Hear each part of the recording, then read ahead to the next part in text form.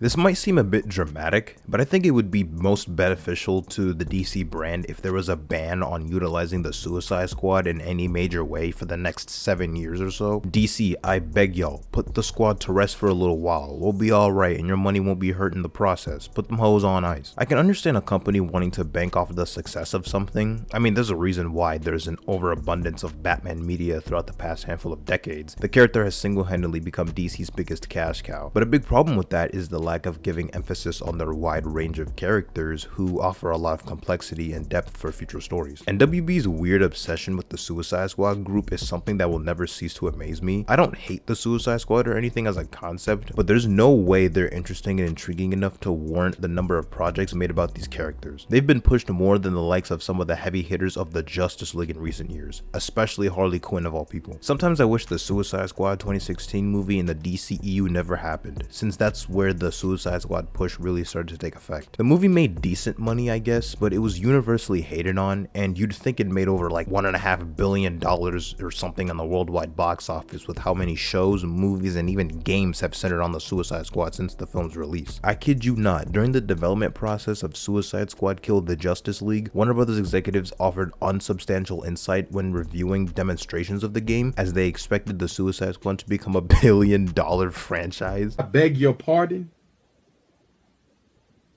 I beg your pardon? Now we, as the audience, know why Harley Quinn has always been front and center of the Suicide Squad in any adaptation for the past decade. She's the most popular character on the team, and a lot of the reason why they've been getting so much push lately probably has to do with Harley Quinn's popularity. She wasn't even made a member of the squad up until around the start of the New 52, then she just became synonymous with the group ever since. I don't even hate or dislike her as a character, more so I take issue with how much push she's been getting over the vast roster of other female DC characters. So much so that the average person would almost be made to believe she's the face of female DC characters right next to Wonder Woman. Matter of fact, she's pretty much been getting more screen time in recent projects than Wonder Woman herself. These executives would rather make a Harley Quinn animated series and dozens of other Suicide Squad related projects over greenlighting projects on Zatanna, Black Canary, Vixen, or specifically Wonder Woman in animation. The Suicide Squad in the DCEU got a sequel / semi-soft reboot before the Justice League and Superman. One minute you think they might be taking a break with Suicide Squad content,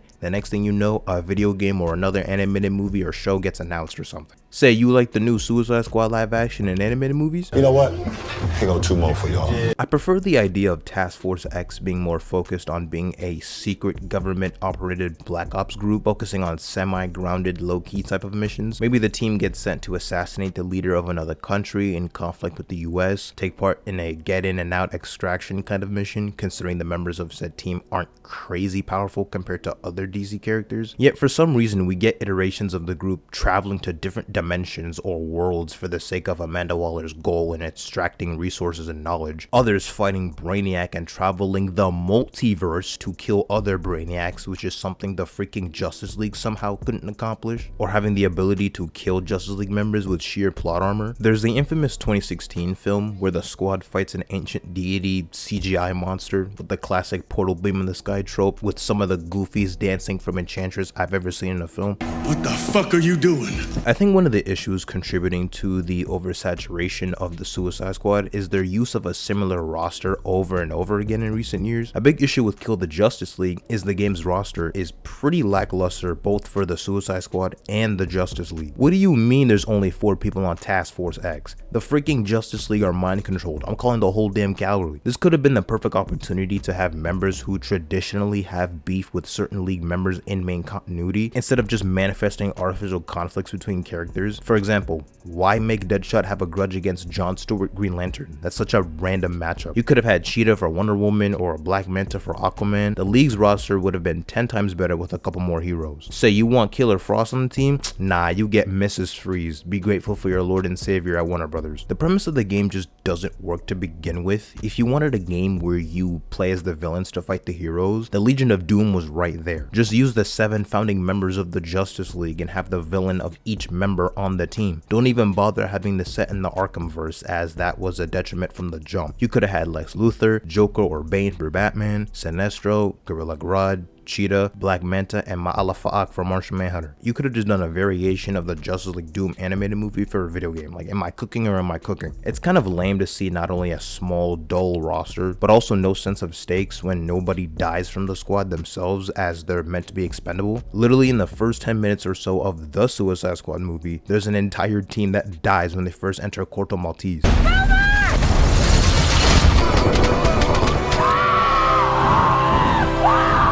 Savant, turn back. I'm warning you, this is desertion. This is your last chance. Turn back around.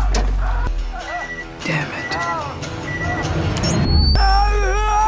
Batman Assault on Arkham is probably one of, if not the best Suicide Squad film to me. It's titled Batman, but it's literally just a Suicide Squad film. Batman's a side character. Centers on the group infiltrating Arkham Asylum to retrieve Riddler's cane that contains data on Argus and the squad. It has a pretty decent roster with the likes of King Shark, Killer Frost, Black Spider, Captain Boomerang, Deadshot, and Harley. The push of the Suicide Squad isn't even limited to the squad members themselves. It also includes Amanda Waller and Argus. I'm starting to notice how much Amanda Waller has been used in recent projects, even if the Suicide Squad aren't a part of it. It's like she's become the more sociopathic version of Nick Fury in media. She's been a big antagonist in My Adventures with Superman, leveraging and manipulating some of Superman's villains who are more tech-based, and pushing the anti-Superman agenda alongside Lex Luthor. Obviously, she would be a main part in the Suicide Squad isekai anime. She would sort of be in the background of some other DCEU projects after Suicide Squad, with her connection to the JSA in Black Adam, or when she sent Superman to talk to Black Adam in the post-credit scene. Peacemaker is another character who's been getting a lot of the spotlight lately, with his own spin-off show from The Suicide Squad. He's also made his way into mainstream DC Comics after not being used for who knows how many decades. He's been Waller's top dog in recent events, being at her every beck and call and just doing whatever she asks of him. Peacemaker's getting a second season in the DCU and even made it to being a DLC character in Mortal Kombat 1. The very first project in James Gunn's DCU, the animated Creature Commando show, focuses on a ragtag team of superpowered individuals put together by Amanda Waller and features appearances for some of the Peacemaker cast. And to top it all off, Amanda Waller herself is getting her very own spin-off show in the DCU. The next project up is Waller. This is a story of Amanda Waller, played by Viola Davis. Viola Davis is going to team up with members of Team Peacemaker, and this is a story that's been created by Crystal Henry, who did Watchmen, and Jeremy Carver, who created the Doom Patrol. It is a fantastic story that's out of this world, and I can't wait for people to see it. I'm done. Cut the show. I'm done.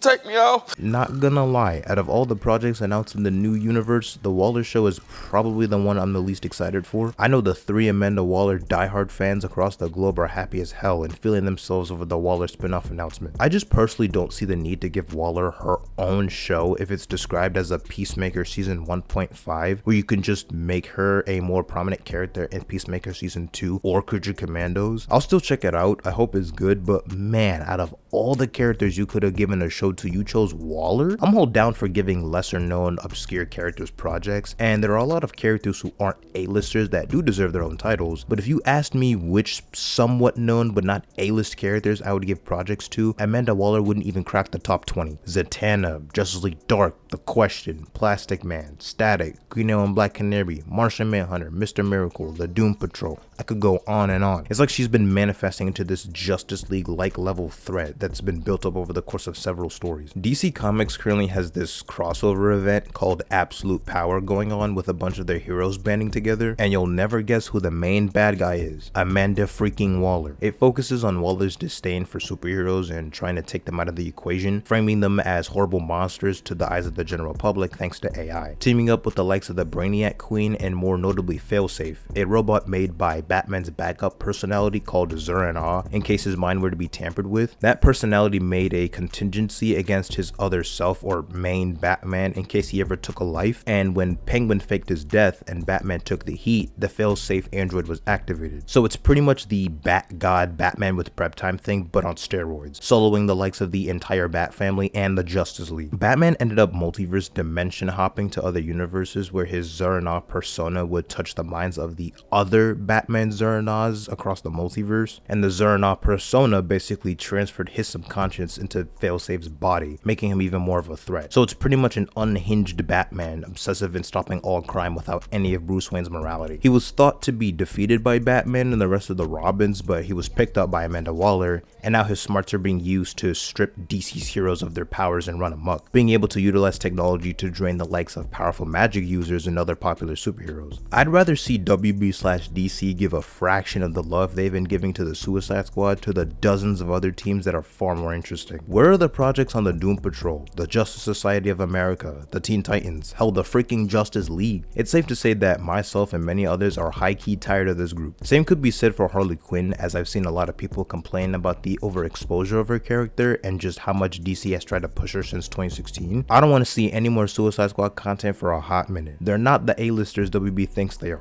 and in all honesty, it seems as if the appeal and intrigue of this group from the general public peaked with the 2016 film. DC actually try and utilize the overabundance of characters who get overlooked and who are underrated challenge near impossible and unattainable at this point. Do better.